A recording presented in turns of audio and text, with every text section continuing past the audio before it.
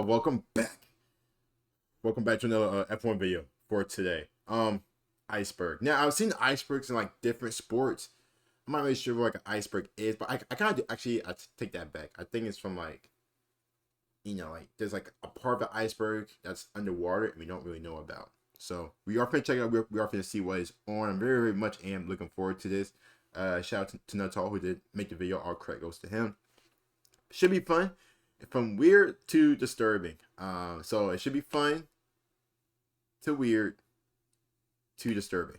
Yeah, I'm not really sure what to really say about that, but it should be fun. As always, if you guys are new to the channel, don't forget to like the video and sub as well. So over to the channel, man. And I was gonna say something else.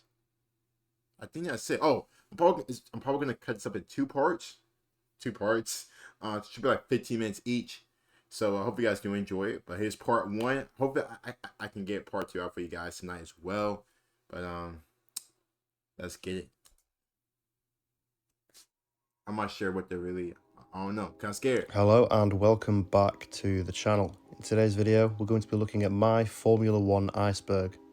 This video is something that I've wanted to do for a while, and over the last few days I've been compiling all of my own research into the weird and wonderful history of Formula 1. Now, I do know there are at least 2 or 3 other Formula 1 icebergs out on YouTube, however I believe that this one does cover some unique subjects which the others don't. And with that in mind, I'd like to issue a quick disclaimer. Some of the topics discussed in this video may be distressing to some viewers. No footage in this video depicts any fatalities out of respect, however some images are suggestive of the outcome of some incidents, with some photos taking moments before tragedy. This is gonna be dark. I feel like this is going to be dark. Let's get it, man. I will, however, go into detail on what happened in each instance, which can include injury detail, mentions of death, and other triggering topics such as sexual assault. The first few tiers of this iceberg do not contain any distressing content, however, when we do reach that stage, another notice will be given prior to getting into the more sensitive subjects. So with that out of the way, let's get straight into it. Let's get it, man. Since the inaugural season back in 1950, Formula 1 has come on a crazy journey. What started off as just car racing has now grown into something much more. With TV shows, paddock politics, and allegations of cheating left, right and centre, F1 is a sport like no other. And whilst it all does seem quite innocent on the surface, when you start to unravel the layers, you really do start to see how dark this sport really is. Throughout the history of the sport, however, there have been a lot of well-documented cases that even the most casual F1 fan will have heard of. However, you've not clicked on this video to hear about all the well-known cases and crashes and incidents. You're here to really get into the nitty-gritty when it comes to Formula 1's dark, troubled past. While some of the more well-known cases will still be in this video, the nature of an iceberg is the deeper down you go, the darker things start to get. Right. So, let's get into my Formula 1 iceberg. Cost cap. Okay. Which came in like a few years ago. Now, I'm not going to spend too much time on these early ones as these are very recent and very well known. However, I will break it down for those who do not know. Effectively, during the 2022 season, it was brought to light that Red Bull and Aston Martin had both breached the cost cap regulations, with Aston Martin being found guilty of a procedural breach and Red Bull Racing being found guilty of going over the budget cap altogether. With the idea of the budget cap in the first place being so that big teams can't just spend their way to success every season. The punishments just were not severe enough for these two teams, and as we head into the 2023 season, it's pretty clear that these two teams have made the biggest improvements, and I'll let you use your own initiative as to why. Coming off the back of an already... Check this out.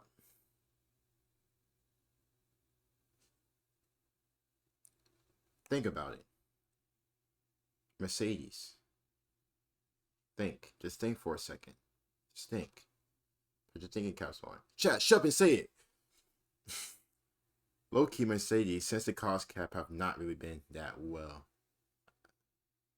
I think they've won like what, one race since then. That was George Russell. Did the cost cap? Was the cost cap specifically mentioned for Mercedes?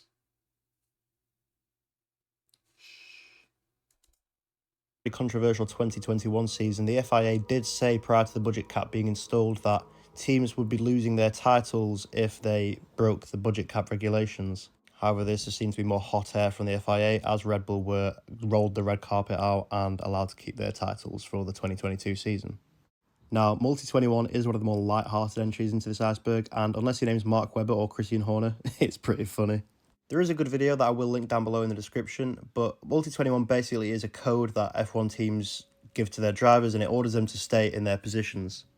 This is an example of team orders, and while team orders are frowned upon generally in Formula 1, this one is more to save the tyres and make sure the drivers can drive more relaxed without damaging the vehicle potentially. Right. However, in Malaysia in 2013, Sebastian Vettel just decided to go completely against this and overtook his rival Mark Webber and teammate to win the Grand Prix.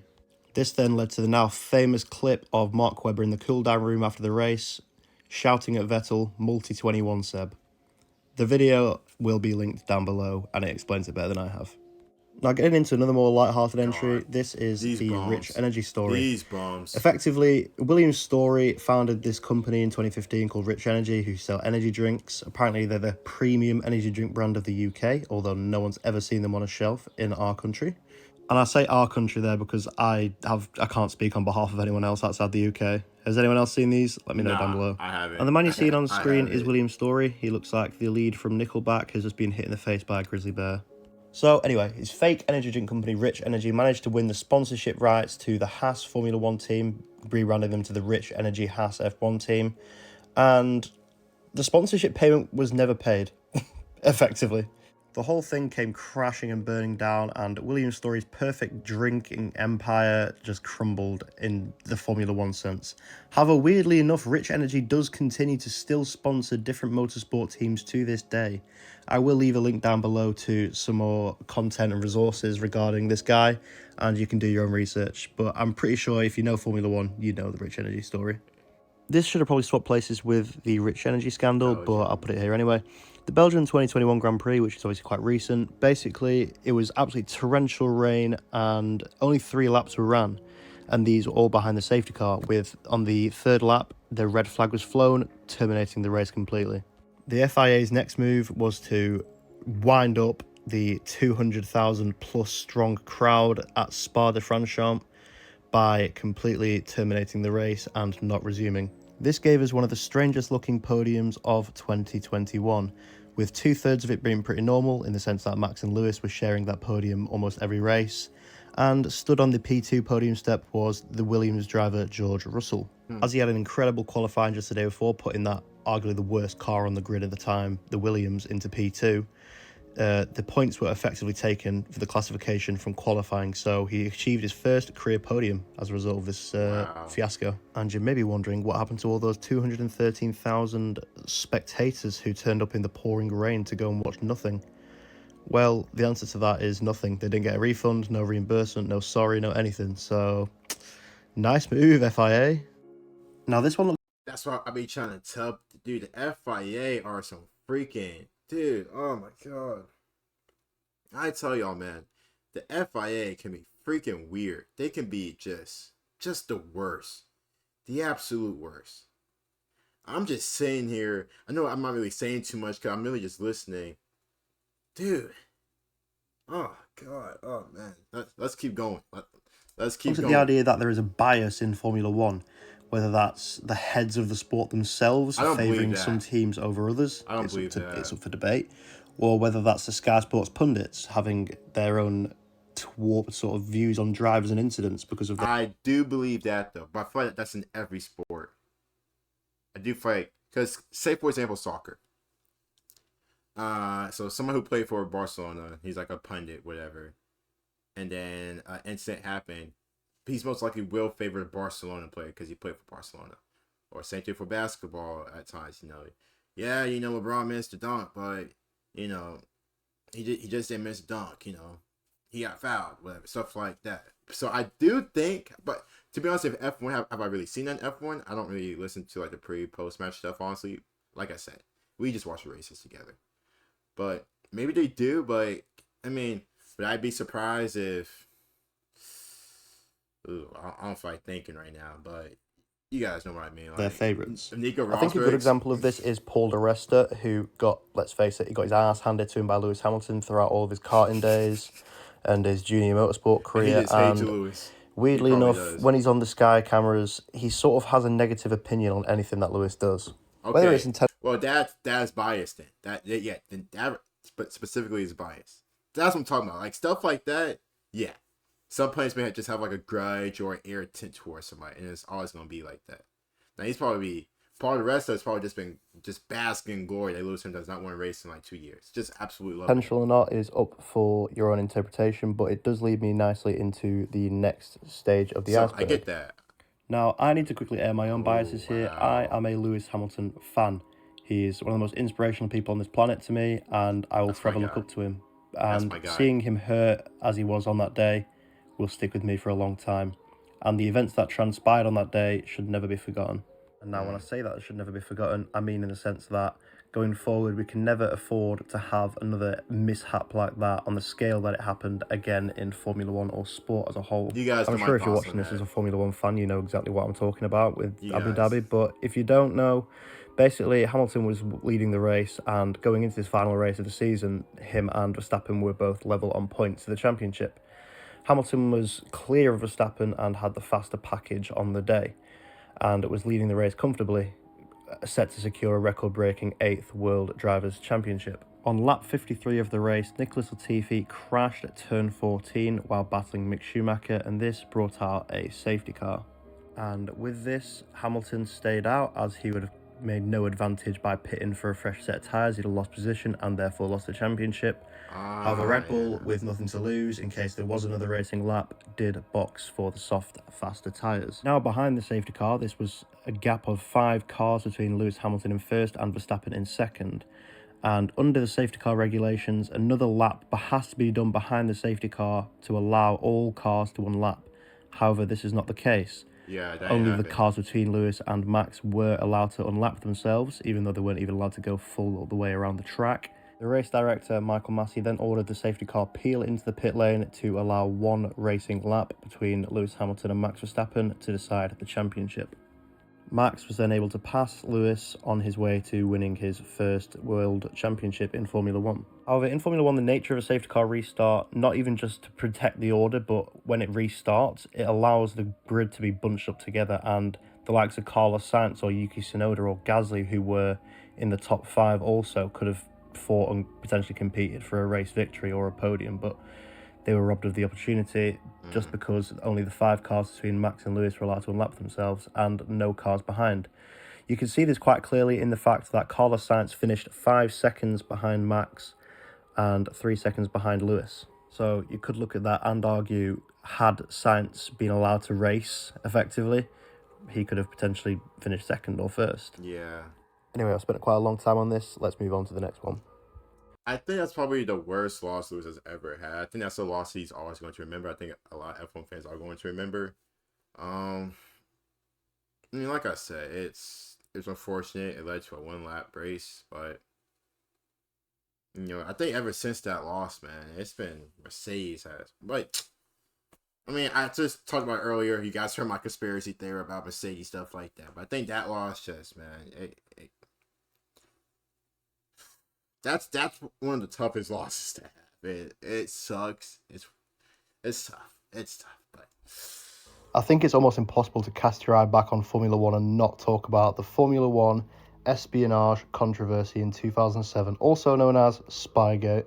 So basically, in 2007, McLaren got their hands on We know about information, highly confidential technical information regarding Ferrari, which they shouldn't have.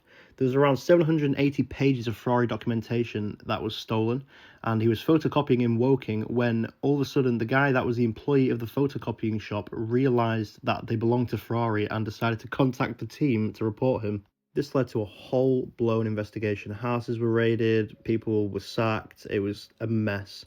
And as a result of this, McLaren were excluded from the 2007 Constructors' Championship altogether. McLaren were also fined $100 million, which to this day remains the largest fine ever issued in sporting history. Yeah, that's crazy. And these punishments aren't just the most significant in Formula One, but sports as a whole.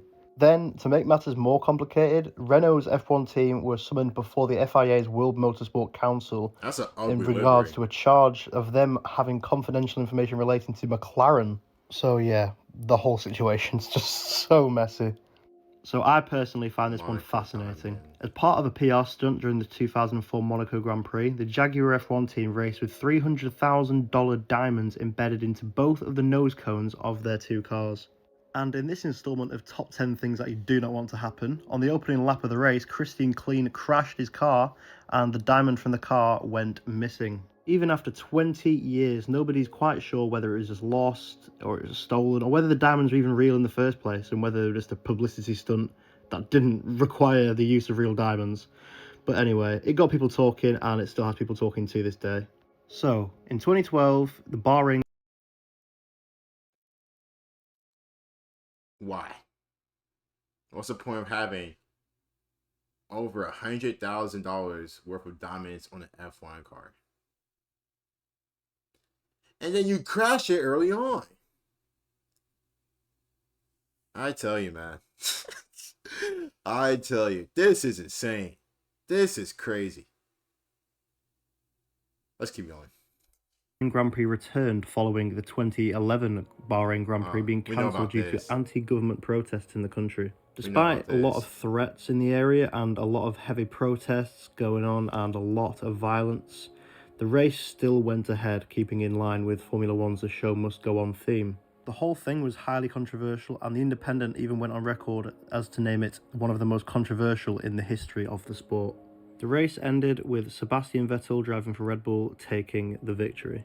Now, Saudi Arabia in F1 is a topic all on its own, but I'll be as quick as I can whilst being as thorough as I can. To begin with, the human rights violations in Saudi Arabia are just unacceptable, and then all the workers that have allegedly died while building this track or trying to build it in a certain time frame, again, is just ridiculous. There were concerns that the race would even go ahead in 2021 because of the delays to the construction of the circuit itself.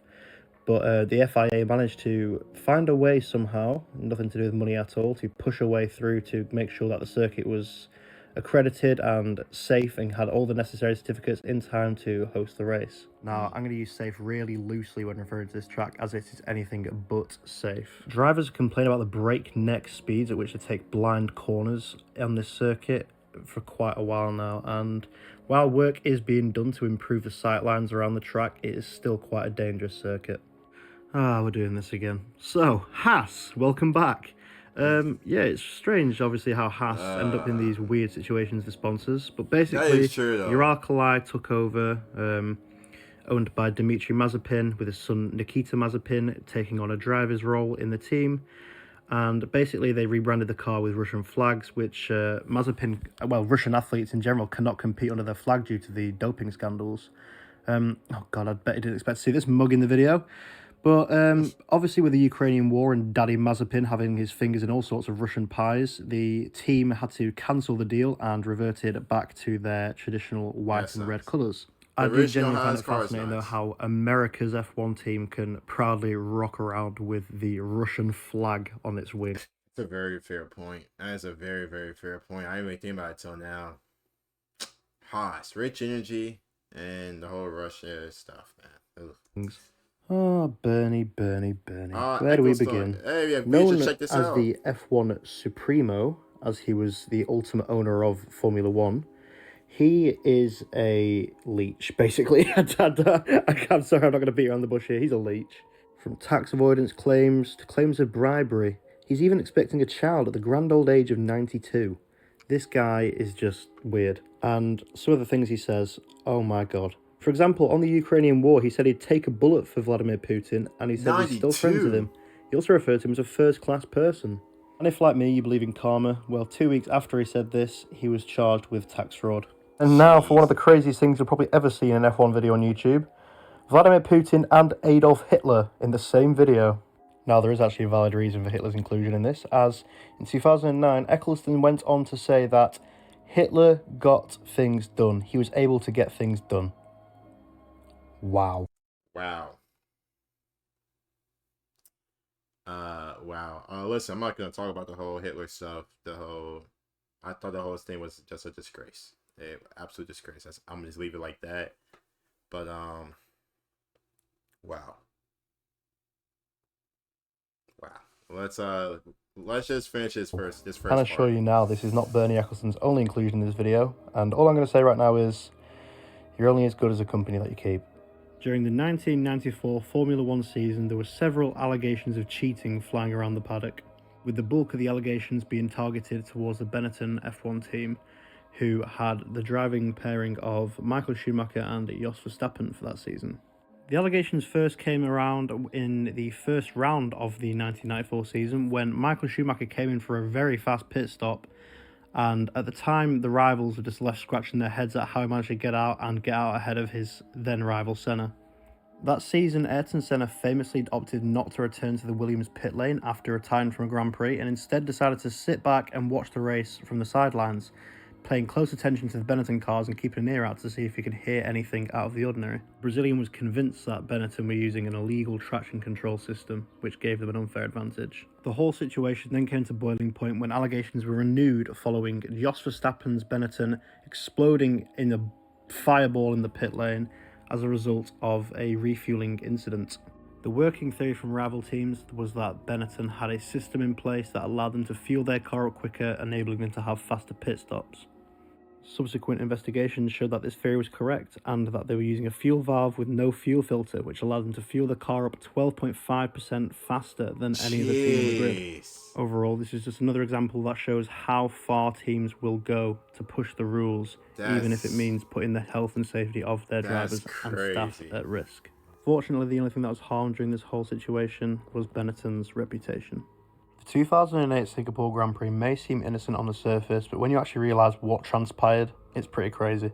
In a similar vein to the previous Benetton scandal, this is another example that shows just how far teams are willing to go to give their drivers success, even at the expense of people's welfare. The Renault F1 team of that season consisted of the driver pairing of Fernando Alonso and Nelson Piquet Jr., and also tying into the bias section from before, Piquet Jr. did not have the best time here at this team underneath the team principal Flavio Briatore.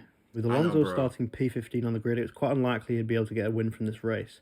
However, on lap 14, team orders from the boss at Renault told Nelson Piquet Jr. to bin his car into the wall to bring out the safety car to allow Alonso to gain an advantage after he had just made his first pit stop of the race. And after making the advantage count, Alonso went on to win the Grand Prix. At the time, Piquet Jr. said it was a mistake, and it wouldn't be until a year later where he would admit that he was told to do what he did. Still to this day, Fernando Alonso defends his victory in Singapore in 2008. 2022's... That's enough. So basically, this is crazy. This is absolutely crazy. So that was the first part. Part 2 is coming out tonight. We got like 20 more minutes to go. I'm just gonna record the last 20 minutes. Holy crap, man.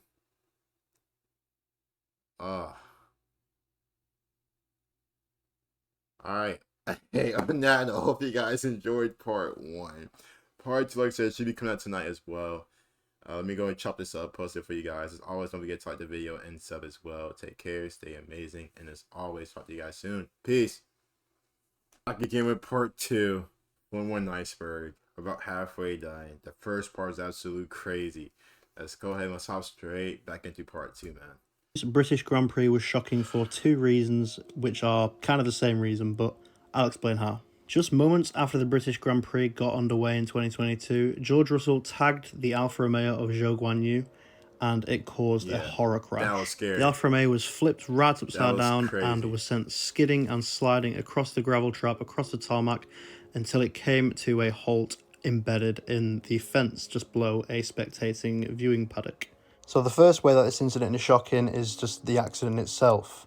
No one ever wants to see a Formula One car do that, and nobody wants to see it flying at speed towards a occupied area with spectators. And not being for the invention of the halo, we would have just been seeing Zhou's head dragging along the floor with nothing to support him at all. Zhou Guanyu's roll hoop did actually end up failing, which is shocking, and an FIA investigation did follow. Fortunately, more good came from this incident than bad, with Zhou Guanyu walking away unscathed and the roll hoop investigation concluding that it did fail and improvements have been made since. Shout out to the Halo for real, bro. Like, shout out to the Halo for real, man. Like, The Halo. The remainder of this video will discuss issues ranging from sexual assault to death, with some injury detail being this is shared. part 2. If any of these topics could trigger you, this is part please 2. leave the video. This is probably one of the most high-profile cases of racism in Formula One. Now, when you see the Hamilton family on this list, without being aware, you might just think, I don't understand what the Hamilton family has to do with anything. Well, or his brother, Nicholas, who actually is a racing driver himself despite having cerebral palsy, which is very inspirational. Instead, this is referring to the 2008 Spanish Grand Prix, where Formula One's only black driver was subject to disgusting racist abuse. Several spectators at the Spanish Grand Prix were donning blackface as well as wearing t-shirts that spelt out the Hamilton family. And on the back of the shirt saying Alonso #1. Now, instead of doing the right thing and calling out this abuse, Fernando Alonso did the complete opposite and basically blamed Lewis Hamilton for the abuse and said that it wasn't racism and it's just their way of making a joke. Alonso also went on to say that F1 didn't need to do an investigation and that this is just an isolated incident, also saying that there should be no anti-racism initiative in Formula One just as a result of this incident. Now, you may be confused as to why one of the most notorious and disgusting sex offenders of all time, Jeffrey Epstein, is on a Formula One iceberg video. I'll get into it. Well documented that Epstein likes to surround himself with like-minded perverts on his island and elsewhere around the world, and his little black infamous book tells all about his little lifestyle. And given the riches in Formula One, it's no surprise that there are at least some names in there, including Lawrence Stroll, owner of Aston Martin, as well as, mentioned before, you're only as good as a company you keep, Bernie Ecclestone. Very interesting. The 2020 Bahrain Grand Prix is, in my opinion, since I've been watching Formula One, the biggest sigh of relief in the entire sport. Oh my God, yeah. On the opening lap of the race, Danny Kvyat's AlphaTauri tagged the back of Romain Grosjean's Haas, sending him into the barriers. Grosjean's car then split in half and set on fire. Marshals then ran to his aid and the TV cameras naturally pulled away as the red flag was flown. Miraculously, Romain Grosjean managed to climb out of the car and escape the blaze. This is one of the most insane things I've ever seen on TV live, and I hope it's never topped. It's also worth noting that it is universally agreed that the Halo saved Grosjean's life, and without the invention of it, we probably would have lost him that day. At the 2022 Saudi Arabian Grand Prix, the organisers decided to put the lives of all drivers, staff and spectators at risk just in the name of entertainment. A missile struck an Aramco plant which is around the corner from the circuit, which strangely enough has Aramco plastered all over it. First practice was marred with a big cloud of black smoke in the background, and second practice was delayed by 15 minutes to allow for an emergency meeting. However, at the end, Formula One decided that the Saudi Arabia Grand Prix would go ahead despite the looming threat of further missile strikes. I forgot all about this. Quite shocking in my opinion. Now, sticking with the theme of FIA incompetence in 2022, we have the Japanese Grand Prix. This was crazy. The Ferrari of Carlos Sainz found the barriers at a very wet Japanese Grand Prix with limited visibility. Tractors came out on track to get rid of the vehicle. However, to the surprise of the drivers, especially Pierre Gasly, the cars were still out on track while the tractor was on track, which is very dangerous. Pierre Gasly went on the radio to say that he could have killed himself, and he really isn't wrong, as around 8 years prior to this Grand Prix, we lost a driver from a very, very, very similar incident, and the father of the said driver, Jules Bianchi, was furious and said there was no respect for his late son. And he's not wrong. If Pierre Gasly had found himself embedded underneath that tractor, we'd probably be talking about a different incident right now. Now, you may be very, very, very confused as to why the Orange Army is on this list and so far down, but in my opinion, I think more conversations need to be had about the Orange Army and their behaviour. As recently as 2022, the Orange Army has shown themselves in a very negative light, and whilst I appreciate they are very passionate about their driver, Max Verstappen, they really do overstep the line. Drivers themselves have even asked them to stop with the over-the-top flare lighting, as it is obscuring vision, and has previously stopped proceedings with a flare being thrown on the track last year. And they have a very Neanderthal-like mindset where anyone that isn't seen to be supporting their driver or supporting, what they see as the right, then, you're going to be facing a whole world of issues such as racist abuse, homophobic abuse, and unfortunately even sexual abuse Jesus against fans of other Christ. drivers, with some women on Twitter complaining about being groped Oh my and God. handled inappropriately on Twitter at several races last season. They also have a habit of burning the merchandise of other teams, more specifically Mercedes and Lewis Hamilton, and Verstappen refuses to take any form of responsibility and tell his fans to stop, and he really does need to start doing this, otherwise it will just continue. We are literally seeing a herd of just vile people at Formula One races, and instead of stopping them, they're rolling out the red carpet and giving them huge I think I actually heard about that. I think there was talks or someone mentioned about like, I guess for Verstappen's fan base or the Orange Army, like he said, doing stuff like that. And it's a shame. It's a shame. I think F1 still has a ways to go in dealing with racism, sexual abuse, stuff like that. Because fans should be going to the game. Fans should be going to races to enjoy races, to interact with other fans as well, and just have an overall good time. It should never get to a point which it's leading to this. It's crazy, but grandstands to just go and mingle and cause all my whole sorts like of demeanor has just incidents. changed since But that instead of Lewis being Hamilton properly incident. challenged on the way they act and That conduct Lewis Hamilton themselves, incident really like just teams such as Red Bull, well, I say teams, the only team, which is Red Bull, even give out appreciation posts to them. And Formula One as a sport glorifies the fan base. And while I do understand that they are very I'm trying not to talk over him talking, so if I do, that's my apologies. I'm gonna just pause it for the rest of the time if I passionate, do and to we say need something. more of that in Formula One, these guys are really not the role model that the sport thinks they are. How long is it going to be before things start to get, physical with violence and somebody gets seriously hurt just for wearing a different driver's merchandise? Facts. Now, this is your final warning that this final tier does go into a lot of detail regarding death and injury. So if this could trigger you potentially and you haven't left the video yet, then this is your final warning. The Indianapolis Motor Speedway, often well known for having the Brickyard, is also quite infamous in Formula One. Now, for a start, I'm not here to talk about the 2005 Grand Prix here, as that was controversial That's for what its I thought own he was reasons. talk about. I'm here to talk about the wider track throughout its... God, that's so ignorant. I just said I'm gonna talk when I'm gonna pause when I have to talk, but I just did it. Come on, Chaz. whole history hosting Formula One races. Between 1953 and 1959, this circuit took 7 lives, which is the most of any F1 track in history. The track opened in 1909 and was very popular, and is probably going to be quite a still popular track to a lot of people to this day, still hosting Indianapolis races. However, this newspaper clipping from way back then is quite chilling to read, and it just shows that this circuit is very, very, very dangerous. And this chilling line, "More may die," did actually come true on numerous occasions since this was published. And unfortunately, this circuit has claimed many, many, many lives in motorsport. The Japanese Grand Prix in 2014 was the last time a driver lost their life as a result of injury sustained during a Formula One Grand Prix.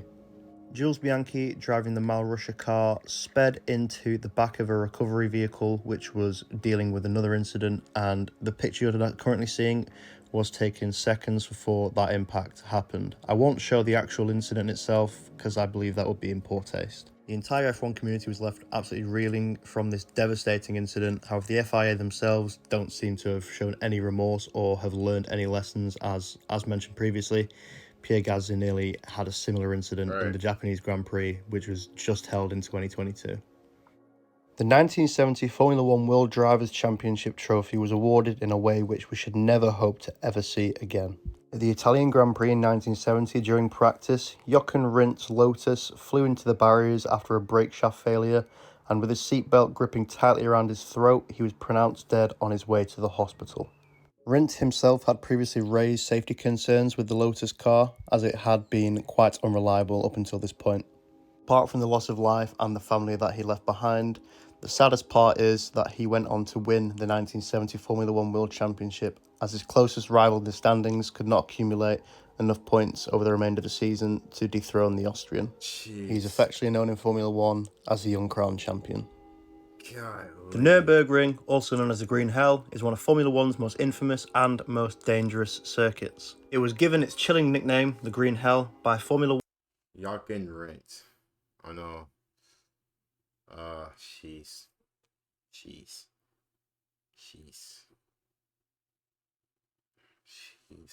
One's legendary driver, Sir Jackie Stewart. Jackie Stewart also said in an interview that before he left for the German Grand Prix, he would take one last look down his driveway because he knew that there was every chance he would not return home. Now, probably the most infamous incident at the Nürburgring was when Niki Lauda's car caught on fire during the second lap of the German Grand Prix in 1976. Niki Lauda himself, prior to the race, invited his other drivers to boycott the Grand Prix, mainly because he didn't feel like the organisers of the event had the resources to properly manage the Grand Prix at the circuit. Niki Lauda thankfully survived the incident, however he was left with serious burns which left him quite disfigured. Niki Lauda did continue racing in Formula One after this incident. In 2004, Jeremy Clarkson went on to say on Top Gear that he thinks the circuit has claimed at least 200 lives over the years. Countless documentaries have been made, and it is a very, very, very dangerous track which isn't actually raced on today in its entirety. To fully understand the tragedy of the... Okay, so can we, Scott, I know we did a video about that. At this point, let's just disband it. Let's build something new over it, clear the area out, something like that. We don't even need that track anymore. Reportedly 200 lives were lost at that track. And I know he's not talking about just F1 in specific, but just racing in general. Just racing. Kart racing, whatever. Oh my god. Oh man.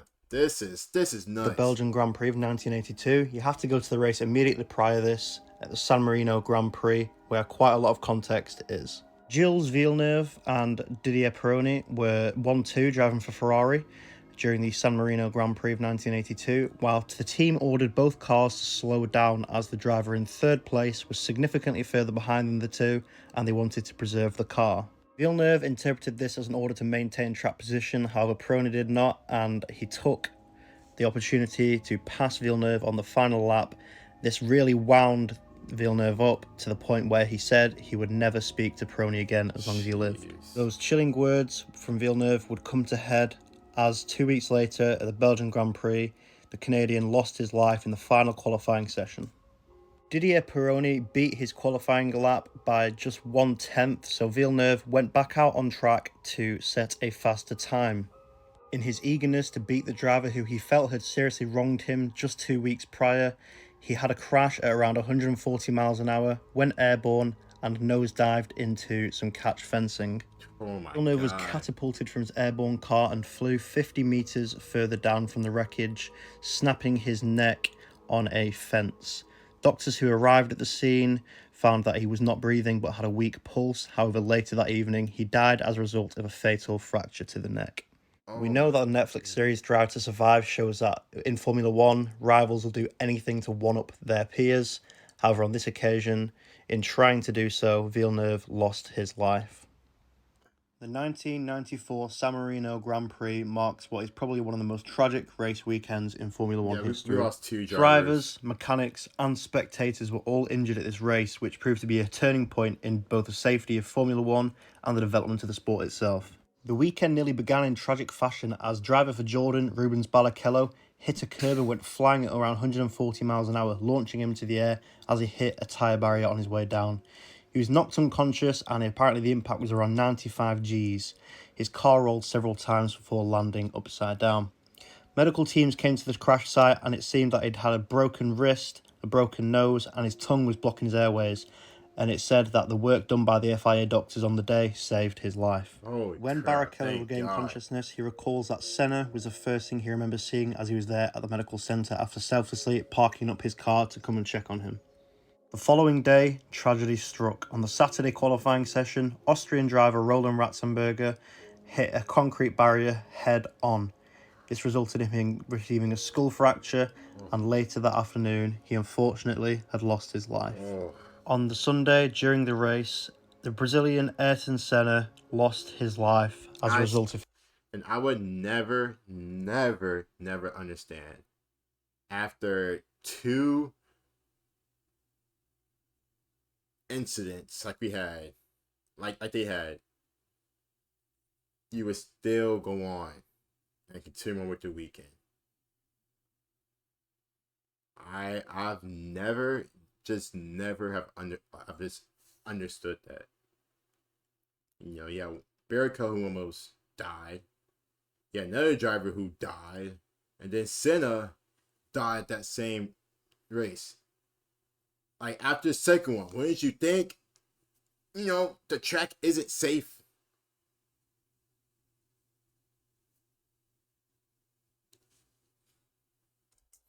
His car not being able to turn while going at high speed, causing him to go straight into a concrete barrier at around 131 miles per hour, despite his best efforts to brake.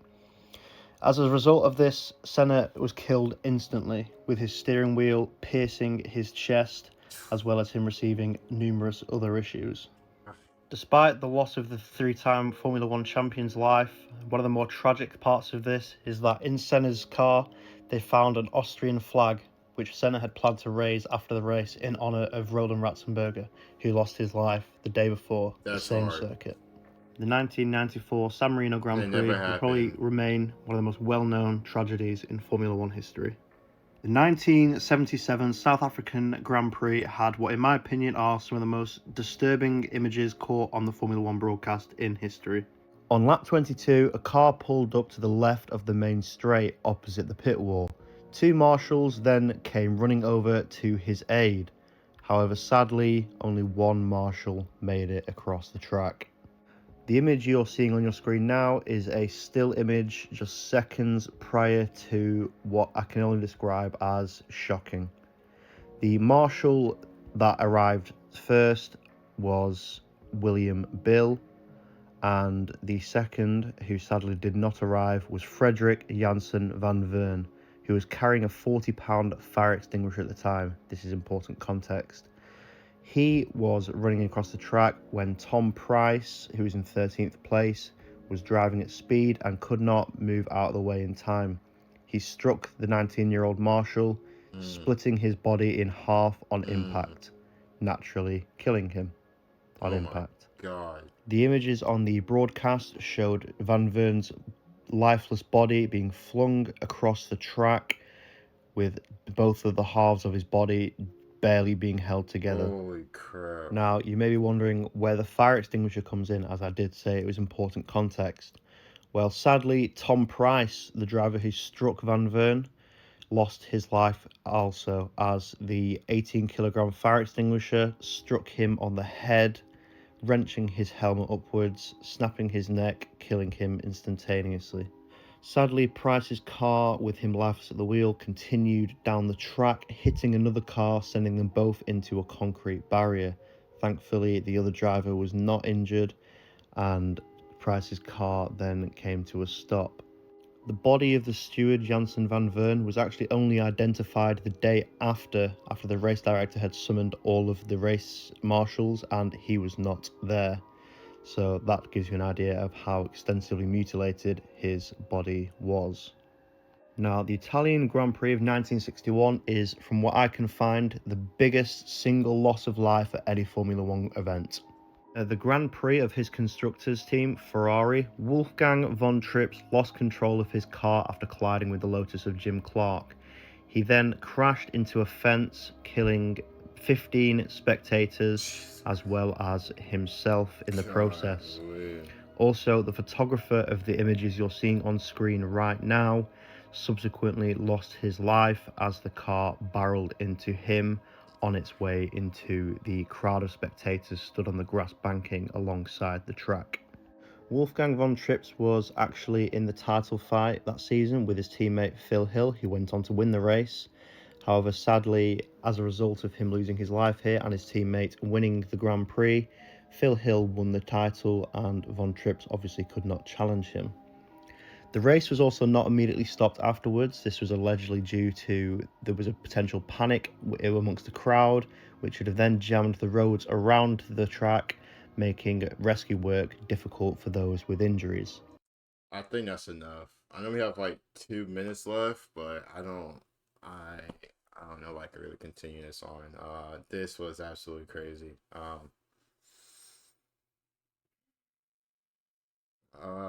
I'm just listen, I think icebergs are very, very interesting because they are. And this whole video was interesting. Like there's so much shit that I didn't know before that I learned now. Going from the conspiracies to, obviously we're in some gruesome stuff, death stuff like that. Um I think it's important to know. I think it's important to, you know, learn about the sport, not just the drivers of track, but also events that have shaped the sport along the years. I think these events are important to know and are important to understand about how far F1 has came since its early years. Uh, like, damn, that's oh oh my god. So yeah, that's it. I'm not gonna watch the last 2 minutes again. Shout out to him who made the video. Shout out to N. Great video. Absolute great video. If you guys did enjoy it, don't forget to like the video and sub as well. If you guys did watch all of it, big salutes to y'all. As always, don't forget to like the video and sub. Talk to you guys soon. Peace.